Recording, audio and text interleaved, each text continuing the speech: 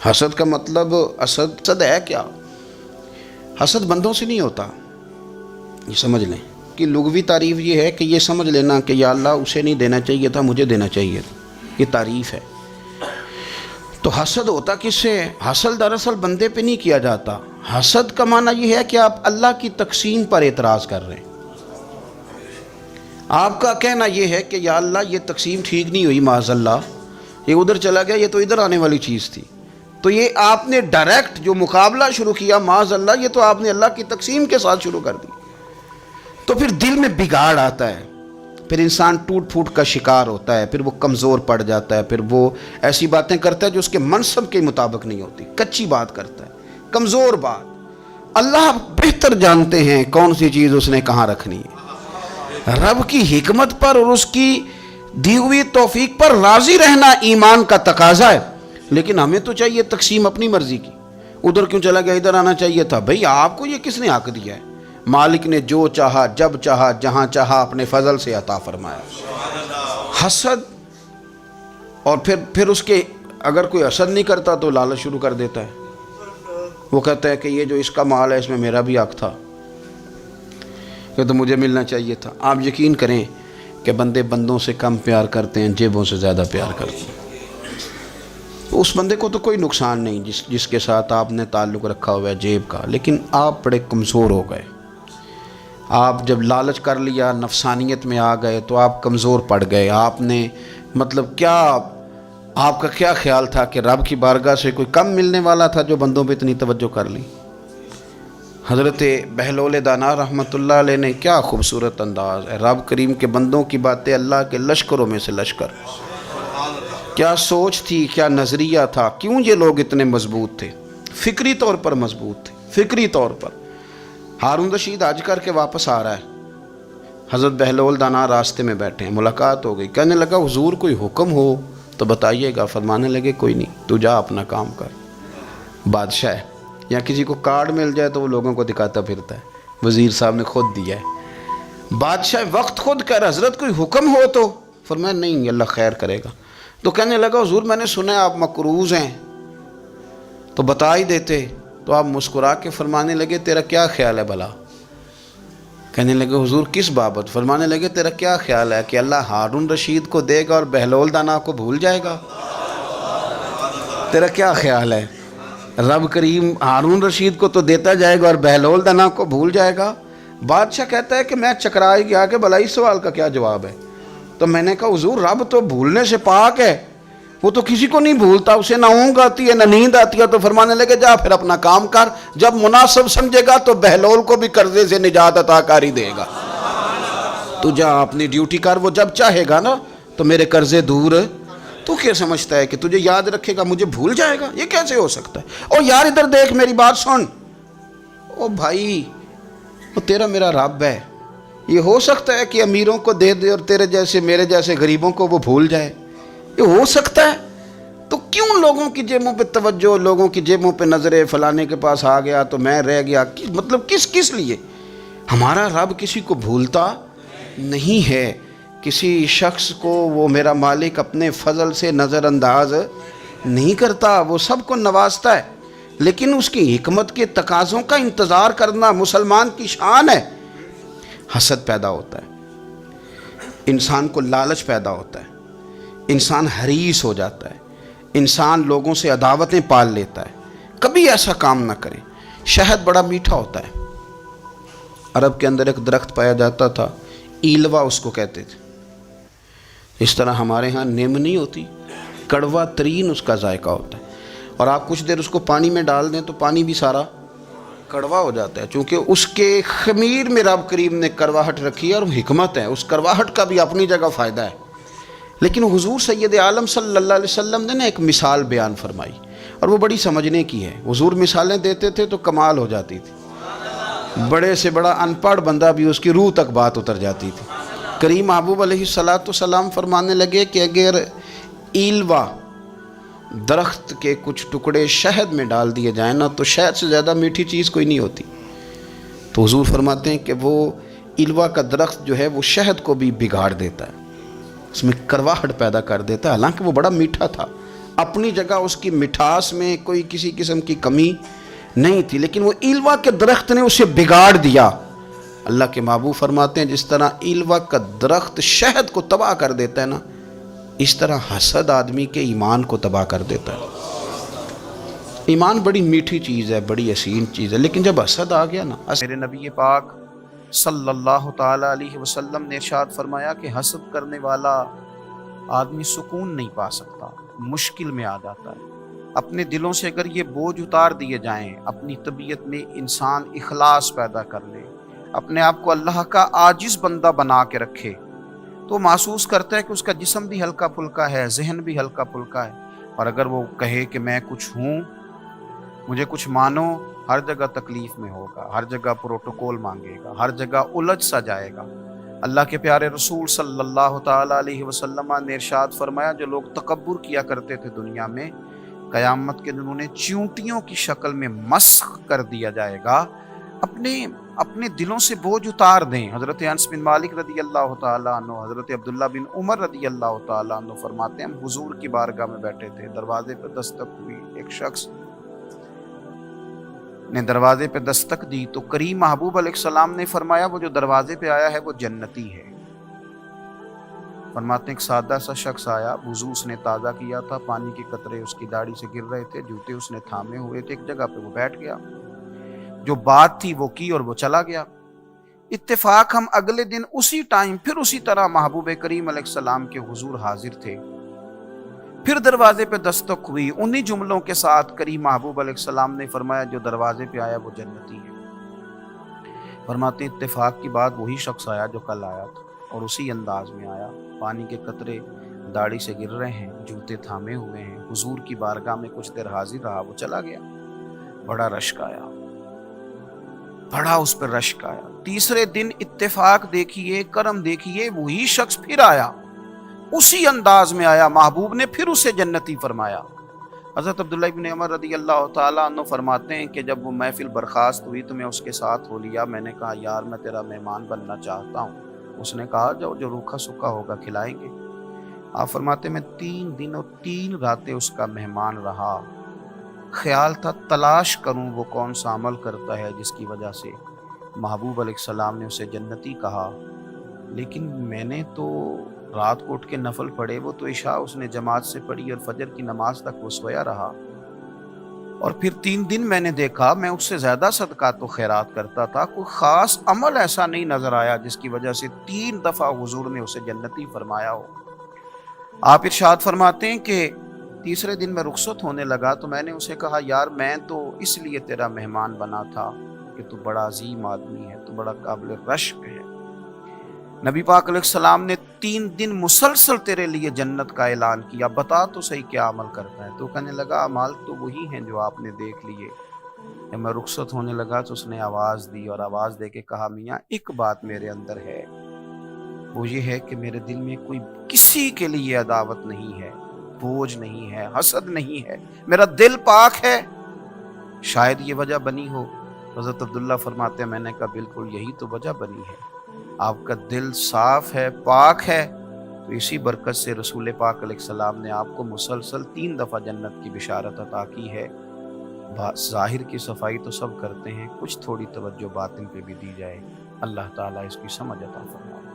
Social media پر اسلام کی صحیح تعلیمات جاننے کے لیے ابھی حافظ سائر قادری کا نیا YouTube channel Islamic digital studio subscribe کر لیں، اور ہاں نوٹیفیکیشن بیل آئیکن کو بھی پریس کر لیں تاکہ ہماری نئی ویڈیوز آپ تک بر وقت پہنچ سکے۔ کبھی کسی حسد میں کبھی کرنا ہو تو رشک کریں، مزہ آئے گا۔ اور یہ رشک کرنے کا رشک کا معنی کیا ہے؟ حسد کا معنی یا اللہ اسے نہیں دینا چاہیے تھا، مجھے دینا چاہیے تھا، اور رشک کا معنی یا اللہ تو نے دیا ہے، کیا بات ہے، اسے دیا تو کیا بات، اگر تو نے دیا تو مالک جچا بھی ہے، اگر تو نے دیا ہے تو نظر بھی آیا ہے، اگر تو نے دیا ہے تو پھر کیا بات ہے، کمال ہو گئی، وہ نظر آ رہا ہے، اور یا اللہ اسے دیا ہے تو میں بھی تیرا بندہ ہوں، اسے بھی اور دے اور مجھے بھی عطا فرما۔ یہ رشک ہے۔ رشک کا حضور نے حکم دیا ہے، نبی پاک نے رشک کا۔ ہمارا یہ مسئلہ ہے کہ ہم جو کرنے والا کام ہے وہ نہیں کرتے، رشک کریں۔ بخاری مسلم میں حدیث ہے، نبی پاک صلی اللہ علیہ وسلم نے فرمایا 2 بندوں پر رشک کرو۔ کہو کیا بات، رشک کرو 2 بندوں۔ یا رسول اللہ کون کون سے؟ فرمایا ایک وہ مالدار جسے اللہ دولت دے اور وہ صبح بھی رب کے رستے میں خیرات کرے اور شام بھی رب کے رستے میں خیرات کرے، یہ قابل رشک ہے۔ کہو تیری کیا بات ہے بھائی، کیا تجھے اللہ نے نوازا ہے، اور اس پر رشک کرو کو یا اللہ اسے اور دے تاکہ یہ تیرے بندوں پہ اور اثار کرے اور تیرے بندوں پہ سخاوت کرے، اور اللہ اس کے طفیل تصدق ہمیں بھی عطا فرما۔ اور حضور فرماتے ہیں ایک مالدار پر جو صبح و شام سخاوت کرے، اور ایک اس عالم پر جسے اللہ قرآن کا علم دے، وہ صبح بھی لوگوں کو قرآن مجید کے ترجمے تفسیریں قرآن کے درس سکھائے اور شام بھی لوگوں کو قرآن مجید کے درس عطا فرمائے۔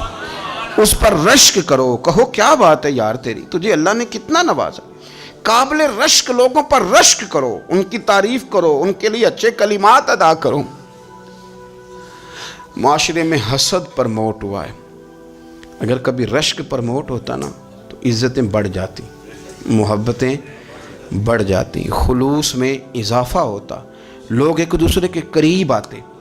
ہم نے کسی فضیلت والے کی فضیلت کو تسلیم کرنے سے انکار کر دیا، ہم نے کسی بڑائی والے کی بڑائی کو تسلیم کرنے سے انکار کر دیا، ہم نے حسد کیا، ہم نے لالچ کیا، ہم حریص ہوئے۔ اس کا نقصان یہ ہوا کہ لوگ ایک دوسرے کے پاس رہتے ہوئے پاس نہیں رہتے، ایک دوسرے کے ساتھ وقت گزار رہے ہوتے ہیں لیکن ان کے بارے میں رویے ان کے سخت ہوتے ہیں، لب و لہجہ تلخ ہوتا ہے، جب وہ کسی کے بارے میں بے لاگ تبصرہ پوچھا جائے تو غلط باتیں کرتے۔ رشک کریں، دیکھیں نا حضرت ابو بکر صدیق رضی اللہ، حضرت عمر فاروق رضی اللہ، ساری زندگی دوڑ لگی رہی۔ حضرت عمر کہتے ہیں میں نے ساری زندگی دوڑ لگائی ہے کہ ابو بکر سے آگے گزر گئے، لیکن یہ دوڑ حسد والی نہیں، یہ رشک والی۔ فرماتے میرا دل کرتا تھا کہ میں نیکیوں میں ابو بکر سے آگے گزر جاؤں، حضور کے عشق میں ابو بکر سے آگے گزر جاؤں، نبی پاک علیہ السلام کی اولاد کی محبت میں ابو بکر سے آگے گزر جاؤں، میں نا خیر کے کاموں میں آگے گزروں۔ کہتے میرا ساری زندگی رشک کا رشتہ رہا، یہ رشتہ شاندار ہے، اس پر عمل کریں، اس پر توجہ کریں، بجائے اس کے کہ یہ کہنا کہ استاد جی کا فلانے سے زیادہ پیار ہے، پیار کی وجوہات تلاش کر۔ مرشد فلانے پہ نظر رکھتے ہیں تو میرے بھائی وہ نوٹوں کی وجہ سے نظر نہیں رکھتے، تو وجہ تو تلاش کرنا، وجہ کیا ہے، تو اپنے آپ کو اس طرح کا بنا، تو اس طرح کی کیفیات پیدا کر اپنے اندر۔ ہم کیا کرتے ہیں کہ رشک کرنے کی بجائے حسد کرتے ہیں۔ حسد نہیں کریں، اپنے آپ کو سنواریں، وہ رشک کی وجہ سے آپ سنوار سکتے ہیں۔ نبی پاک علیہ السلام کی پیاری زوجہ ام المومنین سیدہ عائشہ صدیقہ، بڑی شان ہے اس خاتون کی، بڑی عظمت ہے ان راہوں کے صدقے جن رستوں سے سیدہ پاک کی سواریاں گزرا کرتی۔ کیا درجہ اللہ نے دیا ہے سیدہ عائشہ صدیقہ کو، کہتی ہیں حضور کا وصال میری گود میں ہوا ہے۔ اور مولا علی شیر خدا فرماتے ہیں میں نے حضور کو سب سے زیادہ عائشہ صدیقہ سے پیار کرتے ہوئے دیکھا، اور عائشہ صدیقہ رضی اللہ تعالیٰ عنہ فرماتی ہیں میں نے حضور کو سب سے زیادہ فاطمہ الزہرا سے پیار کرتے دیکھا۔ یہ الگ ماحول ہے ان کا آپس میں۔ تو حضرت عائشہ صدیقہ اتنا بڑا مقام، لیکن وہ فرماتی ہیں میں نے ساری زندگی سیدہ خدیجۃ الکبریٰ پہ رشک کیا۔ میں نے کہا کیا بات تھی اس خاتون کی جو وصال کر گئیں، لیکن شاید کو دن خالی جاتا ہو کہ مدینے والے ان کی وفاؤں کا ذکر نہ کرتے، شاید کوئی خالی دن جاتا۔ کہتی ہے میں نے اتنا قابل رشک ماحول نہیں دیکھا۔ ایک دن حضور گھر میں گوشت لائے اور مجھ سے فرمایا عائشہ گوشت پکاؤ، تو میں اسے صاف کرنے لگی تو حضور فرمانے لگے شوربہ ذرا زیادہ کرنا۔ تو میں نے عرض کی حضور کیا کچھ مہمان آئیں گے گھر میں؟ تو فرمایا نہیں عائشہ، مدینہ منورہ میں نا مجھے پتہ چلا ہے خدیجۃ الکبریٰ کی کچھ سہیلیاں آئی ہیں، تو شوربہ بنا، میں انہیں پہنچاؤں گا، خدیجہ کی سہیلیوں کو شوربہ زیادہ پکا ذرا۔ تو حضرت عائشہ صدیقہ کہتی ہے میں نے بڑے نرم لب و لہجے میں بڑی بنا سوار کے مسجع مکفہ چن کے جملے بات کی۔ میں نے عرض کی حضور سنا ہے وہ آپ سے 15 سال عمر میں بڑی تھی، نکاح بھی پہلے ہو چکا تھا، اور بتاتے ہیں لوگ کہ بظاہر کوئی حسن و جمال بھی اس ماحول کا نہیں تھا۔ حضور اللہ نے آپ کو جوان اور خوبصورت بیویاں دی ہیں، پر میں جب بھی سنتی ہوں جناب خدیجہ کا ذکر ہی سنتی ہوں۔ میں نے رشک کے انداز میں کہا کہتی میں بات کہہ کے خاموش ہو گئی، اور جب میں نے نظر اٹھا کے دیکھا تو حضور کی آنکھوں میں آنسو۔ نبی پاک صلی اللہ علیہ وسلم کا یہ انداز دیکھا تو میں نے کہا حضور میں رب رسول کی بارگاہ میں توبہ کرتے ہیں، اب تو رو دیے۔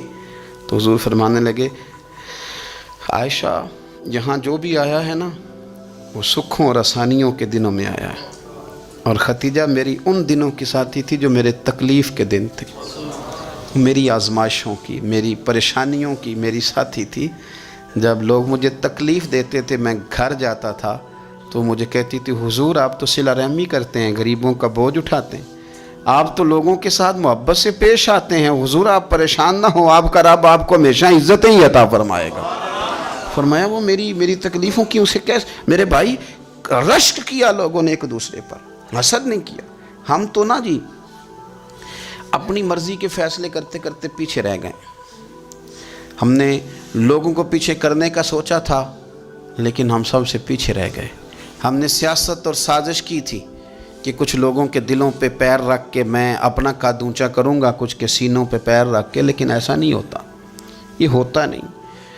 آپ کسی کی جگہ نہیں لے سکتے اس لیے کہ رب نے سب کی جگہ اپنی اپنی بنائی ہوئی، سب کی جگہ۔ ہاں ایسا ضرور ہوتا ہے کہ کئی دفعہ نا ہم اپنے مقام کو گرا لیتے ہیں۔ وہ کسی نے کہا تھا کہ ایسا نہیں کہ تیری جگہ کوئی اور آ گیا، لیکن تیرا مقام بھی اب تیرا نہیں رہا۔ ہوتا یہ ہے کہ ہم نہ گرا لیتے ہیں اپنے آپ۔ اگر ہم رشک کا ماحول پیدا کریں، رشک کا، اور ہم کہیں کہ کیا بات ہے میں بھی سفر کروں گا، اس جانب جاؤں گا، بجائے یہ کہنا کہ فلاں آدمی بڑا آگے نکل گیا ہے، یہ کر کے نکل گیا ہے، وہ کر کے نکل گیا ہے، یہ کہنا کہ یار میں بھی رب کریم کی اس مدد کو تلاش کرتا ہوں جس کی برکت سے اللہ نے اس پر فضل فرمایا۔ امام غزالی فرماتے ہیں 3 لوگوں میں حسد زیادہ ہوتا ہے، بغض زیادہ پیدا کر لیتے ہیں۔ اب چونکہ مضمون ہے تو ساری بات کھل کے ہی کرنی پڑے گی نا۔ فرماتے ہیں 3 لوگوں میں حسد، بڑے عہدے والوں میں حسد زیادہ ہوتا ہے۔ یعنی صوبائی وزیر کہتا ہے کہ حق میرا ویسے وفاقی وزیر کا تھا، اور وفاقی وزیر کہتا ہے کہ جتنا میرا تجربہ ہے نا مجھے بنایا وزیر اعظم ہی جاتا تو بات ٹھیک تھی۔ حسد زیادہ، بڑے عہدے والوں میں حسد، اور امام غزالی فرماتے ہیں مالداروں میں حسد زیادہ ہوتا ہے۔ غریب نے غریب سے کیا جلنا ہے، جلنے کو شے ہی کوئی نہیں، کس سے جلیں گے؟ تو غریب تو بیچارہ 4 روٹیاں ہوتی ہیں تو کہتا ہے چلو ٹھیک ہے آ جاؤ، دونوں مل کے بیٹھ جاتے ہیں۔ غریبوں کے دوست بھی غریب، امیر حسد کرتے ہیں، وہ سودے پہ سودا کرتے ہیں، وہ ایک دوسرے کی کمزوریاں بیان کرتے ہیں۔ میں نے گاہکوں کو نفع لیتے دیکھا ہے، فلانے سے مال لیتے تھے جی اس نے بڑا تنگ کیا، تو کہتا ہے اسی طرح کا تو مجھ سے خریدا کر۔ لوگ استعمال کر جاتے ہیں، وجہ بیچ میں کیا ہوتی ہے؟ حسد، عداوت، خرابی ہوتی۔ اور تیسری بات امام غزالی نے شاید میرے لیے کہی ہے، امام غزالی فرماتے ہیں علماء میں حسد بڑا ہوتا ہے، عہدیداروں میں، مالداروں میں، اور علم والے لوگوں میں۔ وہ بھی اللہ کی تقسیم پر راضی نہیں ہوتے، چونکہ وہ سمجھتے ہیں مجھے یہ لفظ آتے ہیں، میری قابلیت زیادہ ہے، میں زیادہ پڑھا لکھا ہوں تو یہ منصب بھی میرا تھا، یہ کام بھی میرا تھا، یہ بھی میرے پاس ہونی چاہیے۔ ایسا نہیں ہوتا، یہ تو رب کریم کی عطا ہے۔ میں کئی دفعہ کہہ چکا ہوں کہ کام لینے پہ آئے تو میرے جیسے بیکار آدمی سے کام لے لے، یہ اس کی عطا ہے۔ اب ہمیں کرنا کیا ہے؟ ہمیں اس کی تقسیم پر راضی رہنا ہے، اس کی تقسیم پر قربان جائیں۔ رسول پاک علیہ السلام سے صحابی نے پوچھا حضور عزت کیا ہے؟ فرمایا جو رب نے تجھے دیا اس پہ راضی ہو جا، اللہ عزت عطا کر دے گا۔ قناعت کر، جو اللہ نے تجھے دیا اس پر قناعت کر، اللہ تجھے عزت دے دے گا۔ حضور ذلت کیا ہے؟ فرمایا لوگوں سے لالچ نہ رکھنا، تو ذلیل ہو جائے گا، لالچ نہ کر۔ تیزی کے ساتھ پرموٹ ہوتی ہیں چیزیں، ہمیں سازش کرنی آتی ہے، ہمارا خیال ہوتا ہے کہ میں نے دوسروں کے پیسوں پہ کاروبار کرنا ہے، ہمارا خیال ہوتا ہے کہ پالٹی ڈال کے روٹی کھانی ہے، ہمارا خیال ہوتا ہے کہ کسی بندے کو کس طرح استعمال کرنا ہے۔ یاد رکھ لینا، کبھی بات نہ بھولنا، جو لوگوں کو استعمال کرنا چاہتا ہے وہ ساری زندگی استعمال ہوتا رہتا ہے۔ جو کسی شخص کو کسی مقام پر رسوا کرنا چاہتا ہے اپنی عزت بچا نہیں پاتا۔ جو آدمی لوگوں کو حقیر جانتا ہے اللہ اسے کبھی عزتیں عطا نہیں کرتا، وہ گڑھوں کے اندر گرتا چلا جاتا ہے۔ یاد رکھیں جو عزتیں دینی شروع کر دے رب اسے باعزت بنا دیتا ہے، جو پیار کرنا شروع کر دے معاشرے میں لوگ اس سے پیار کرنے لگ جاتے۔ جو کسی دیکھیں اگر ہم وہاں سے مانگے جہاں سے سب کو ملتا ہے، تو پھر بندوں پر اتنی نظر رکھنے کی ضرورت باقی رہتی نہیں ہے۔ ادھر دیکھیں، رشک کریں گے تو لالچ سے بھی بچیں گے، حسد سے بھی بچیں گے۔ بخاری مسلم میں حدیث ہے، حضرت ابو ہریرہ رضی اللہ تعالیٰ عنہ کہتے ہیں ہم حضور کی بارگاہ میں حاضر تھے تو کچھ غریب لوگ حاضر ہوئے، غربا۔ انہوں نے عرض کی یا رسول اللہ صلی اللہ علیہ وسلم ایک گزارش کرنے آئے۔ حضور نے فرمایا کہو۔ یا رسول اللہ امیر تو ہم سے آگے نکل گئے۔ حضور نے فرمایا کس بات میں؟ عرض کی حضور نمازوں میں نہیں ہم گزرنے دیتے، اتنے نفل وہ پڑھتے ہیں اتنے ہم بھی پڑھ لیں گے۔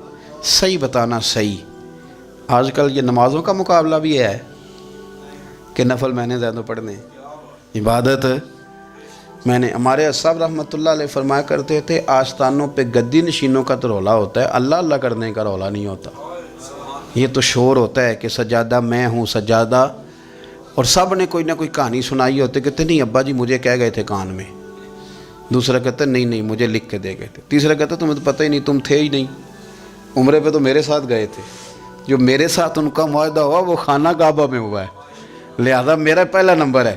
سب کے پاس کوئی نہ کوئی معاملہ ہوتا ہے، یہ سارے کام کوئی ضروری نہیں۔ ضروری کیا ہے کہ وہ جو کہتے تھے کرو، جس نے سب سے زیادہ کر کے دکھایا ہے وہ زیادہ جانشین ہے، وہ زیادہ جانشین ہے جس نے زیادہ کر کے دکھایا ہے۔ معاملہ تو یہ ہے کہ اس رستے پہ کس کس نے چلنا ہے۔ لوگ تو سجادہ نشینی سے بھاگا کرتے تھے، بھاگتے تھے۔ حضرت ابو بکر صدیق رضی اللہ تعالیٰ عنہ کا وصال ظاہری ہوا تو حضرت عمر خلیفہ بنے، تیسرا دن تک خلیفہ بنے ہوئے، 2-3 چھوٹی چھوٹی بچیاں آ گئیں، چاچا جان آپ خلیفہ بنے؟ فرمایا ہاں۔ چلو پھر عصر کے بعد ابو بکر ہمارے گھر جاتے تھے۔ فرمایا پتر تمہارے گھر کیا ہے؟ کہنے لگی ہم یتیم ہیں، ہمارا بھائی کوئی نہیں۔ ابو بکر روز عصر کے بعد آتے تھے، ہماری بکریوں کا دودھ دھو کے ہمیں دے جاتے تھے، کچھ بیچ کے گزارا کر لیتی تھیں، کچھ پی لیتی تھیں۔ چچا 3 دن ہو گئے، میری اماں بھی روتی ہے، بہنیں بھی روتی ہیں، آپ چلیں گے؟ تو جناب سیدنا عمر فاروق کہتے ہیں میں نے دستار سر پہ رکھی اور پٹکا میں نے اپنے کندھے پہ رکھا، بیٹیاں آگے آگے میں پیچھے پیچھے روتے جا رہے ہیں۔ ایک صحابی نے پوچھا عمر کیوں رو رہے ہو؟ کہنے لگے یار یہ ابو بکر کتنا مشکل رستہ دے کے گیا، کتنا مشکل رستہ ہے اس کے طریقے پہ چلنا۔ یہ لوگ تو سجادہ نشینی اتنا کٹھن کام تھا، لوگ بھاگا کرتے تھے۔ شوق آ گیا، اب رسول کریم علیہ السلام کے حضور ناز حاضر ہو کے عرض کی حضور امیر آگے گزر گئے، نمازوں میں نہیں ہم گزرنے دیتے، ہم ان سے زیادہ پڑھیں گے، نفلوں میں نہیں گزرنے دیتے، زیادہ پڑھیں گے۔ یا رسول اللہ صلی اللہ تعالی علیہ وسلم ہم انہیں نہ تلاوت قرآن پاک میں نہیں آگے گزرنے دیں گے، وہ ہم زیادہ پڑھیں گے، لیکن حضور وہ مالدار ہیں، غلام آزاد کرتے ہیں، صدقات کرتے ہیں، خیرات، اس کا ہم کیا کریں؟ حضرت سیدنا ابو ہریرہ فرماتے ہیں کہ جواب تو حضور نے بعد میں دینا تھا، پر جب ان کا سوال ختم ہوا تو میں نے حضور کا چہرہ نور دیکھا تو رسول پاک کا چہرہ خوشی سے کھلتا ہوا مجھے نظر آیا۔ گویا یہ جو رشک ہے نا کہ نیکی میں آگے گزرنا، یہ حضور کو اتنا پسند آیا کہ ان کے سوال سے حضور بڑے راضی ہوئے۔ کریم فرمانے لگے، حضور فرمانے لگے میں تمہیں ایک وظیفہ بتاتا ہوں، تم وہ پڑھو، امیر جتنی بھی نیکیاں کریں گے نا اللہ تمہیں ان کے برابر ثواب دے دے گا، لے لو نسخہ، یہ کرو کام۔ یا رسول اللہ بتائیں؟ فرمایا رات کو نا 33 بار سبحان اللہ پڑھا کرو، 33 بار الحمدللہ پڑھا کرو، 34 بار اللہ اکبر پڑھا کرو۔ اب جتنی بھی نیکیاں امیر کریں گے نا تمہارے وظیفے کی برکت سے اللہ تمہیں ان کے برابر ثواب عطا کر دے۔ اب جناب ابو ہریرہ کہتے میں نے ان کے چہرے دیکھے تو مجھے یوں محسوس ہوا کہ جس طرح کسی بندے کی کھوئی ہوئی رقم مل جائے تو وہ راضی نہیں ہوتا، کھوئی ہوئی رقم مل جائے تو بڑا جیسے کوئی اس کے ہاتھ، چلیں اپنا ترجمہ کر لیتے ہیں، کمیٹی نکلنے پہ نہیں بندہ بڑا راضی ہوتا کہ 11 مہینے سے دے رہا تھا، 10 مہینے سے چلو نکل ہی آئی ہے، شکر ہے اللہ کا، بڑا خوش ہوتا ہے بندہ، بڑا راضی ہوتا ہے۔ اس طرح ان لوگوں کے چہرے کھل اٹھے، کیا بات ہے حضور، بس اب نہیں ہم گزرنے دیتے۔ گھر چلے گئے، وظیفے پڑھنے لگے۔ کچھ دنوں کے بعد ان میں سے کچھ لوگ واپس آئے۔ حضرت ابو ہریرہ کہتے ہیں مجھے چونکہ وہ پرانی بات یاد تھی تو میں دلچسپی سے ان کا آنا جانا دیکھنے لگا۔ وہ کریم کی بارگاہ میں آ کے بیٹھے تو ان میں سے ایک شخص بڑی پریشانی کے ساتھ کہنے لگا حضور بڑی پریشانی لگ گئی۔ فرمایا کیا ہوا؟ عرض کی یا رسول اللہ صلی اللہ علیہ وسلم وہ جو آپ نے وظیفہ بتایا تھا نا، میرے کچھ پڑوسی امیر ہیں وہ تو انہوں نے بھی سن لیا ہے حضور، رات میں نے سنا ہے وہ مالدار بندہ ہے، صدقے خیرات بھی بڑے کرتا ہے، غلام بھی بڑے آزاد کرتا ہے، پر وہ بھی سوتے وقت 33 بار سبحان اللہ پڑھ رہا تھا۔ تو اس نے بھی سن لیا حضور وہ بات یہاں سے نکلی ہے، جانے کہاں کہاں پہنچ گیا، تو وہ بھی پڑھ رہا تھا حضور اب کیا بنے گا؟ تو کہتے ہیں اس کے سوال پر بھی میرے حضور بڑے ہی مسکرائے، باقاعدہ دہک ہو گیا حضور کے، دہک ہو گیا، سرکار کھول کے نہیں مسکراتے، لیکن آج حضور اتنا مسکرائے کہ میں نے حضور کے مقدس دانتوں کی زیارت کر لی، دہک ہو گیا باقاعدہ حضور کا۔ حضور فرمانے لگے انہوں نے بھی سن لیا حضور، اور سن کے پڑھنا بھی شروع کر۔ اب بات کو سمجھیں کہ کسی امیر نے یہ نہیں کہا کہ یہ تو غریب کے لیے وظیفہ تھا، میں کہتا ہوں اللہ اللہ کا مزاج ہی نہیں، مزاج یہ ہے کہ سیاست کیسے کرنی ہے، چکر کیسے چلانا ہے، کوئی کہانی کیسے سنانی ہے، ادھر ان کو ملا، حالانکہ بات تو غریبوں سے ہو رہی تھی، حضور وہ تو انہوں نے بھی پڑھنا شروع کر دیا۔ اب ہم کیا کریں؟ تو رسول کریم نے فرمایا وہ بھی پڑھ رہے ہیں، حضور پڑھ رہے ہیں، تو فرمایا ذالک فضل اللہ یؤتیہ من یشاء، بھائی پھر یہ تو اللہ کا فضل ہے نا، وہ جسے چاہے عطا کرے۔ اب یہ حضور نے کہہ دیا تو حضرت ابو ہریرہ کہتے ہیں میں نے پلٹ کر ان لوگوں کے چہرے دیکھے، قربان جائیں، میں نے پھر ان کے چہروں پر اطمینان دیکھا، میں نے سکون دیکھا، اس لیے کہ وہ سمجھ گئے جب رب فضل کرے تو پھر فضل کے معاملے میں اللہ کے بندے بحث نہیں کیا کرتے، وہ مطمئن ہو کے گئے، کہنے لگے حضور پھر ٹھیک ہے، اگر مالک اس طرح تقسیم کر رہا ہے تو پھر ہم راضی ہیں اپنے رب کریم کی رضا پہ۔ اپنی زندگی جب آپ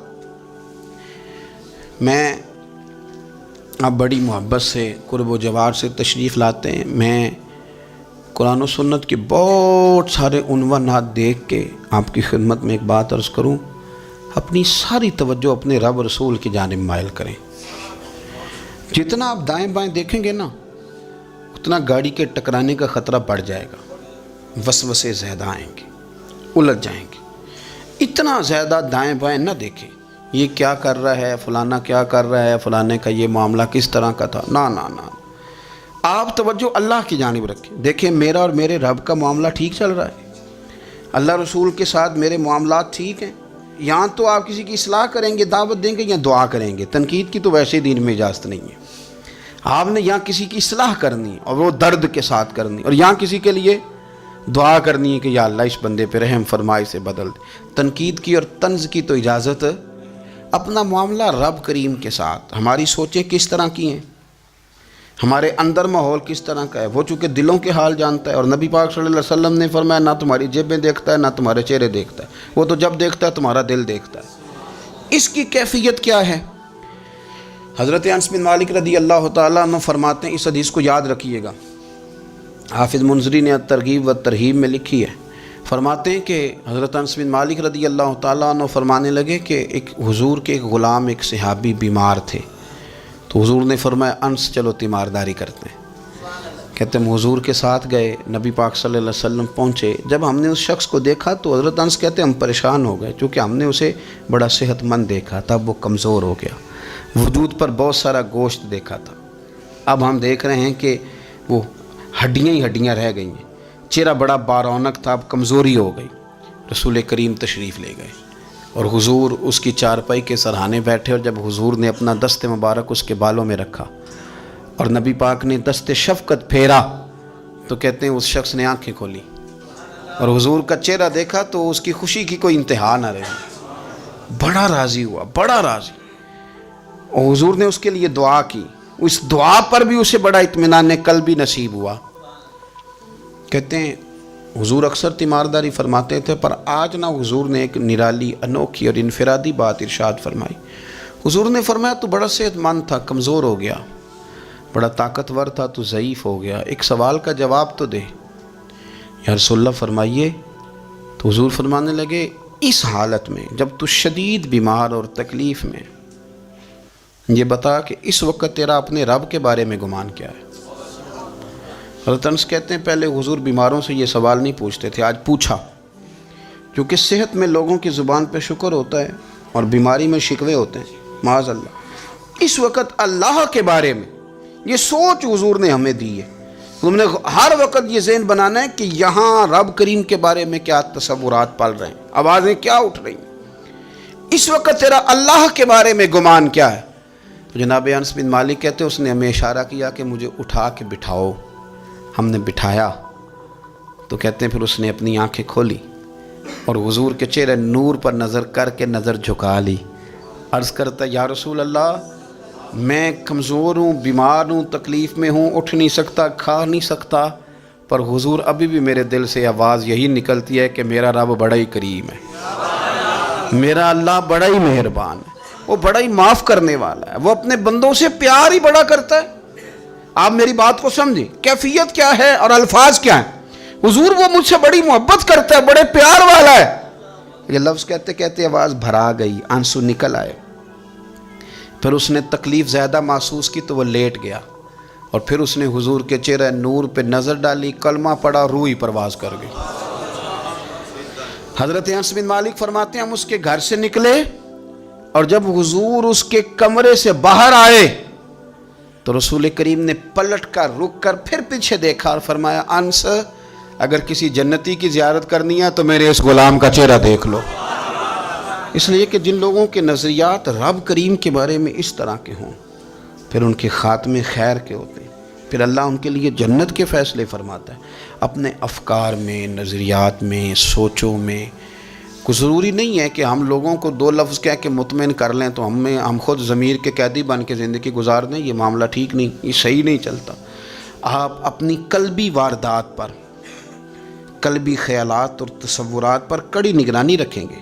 آپ دیکھیں گے کہ کہاں یہ مجھے خرابی کی طرف لے کر کے جا رہا ہے، کہاں یہ بدگمانیاں پیدا کر رہا ہے، کہاں یہ خرابیاں لا رہا ہے. یہ سختی پیدا کر دے گا، نفرتوں کو، لالچ کو، حسد کو، عداوت کو یہ بڑھا دے گا. آپ اپنے معاملات پر اپنے دل کو ہمیشہ حاضر رکھیں. اللہ اپنے محبوب کا صدقہ فضل کرے، وہ مقلب القلوب ہے تو وہ ہمارے دلوں کو اپنی طرف پھیر دے. آخر دعوانا ان الحمدللہ رب العالمین.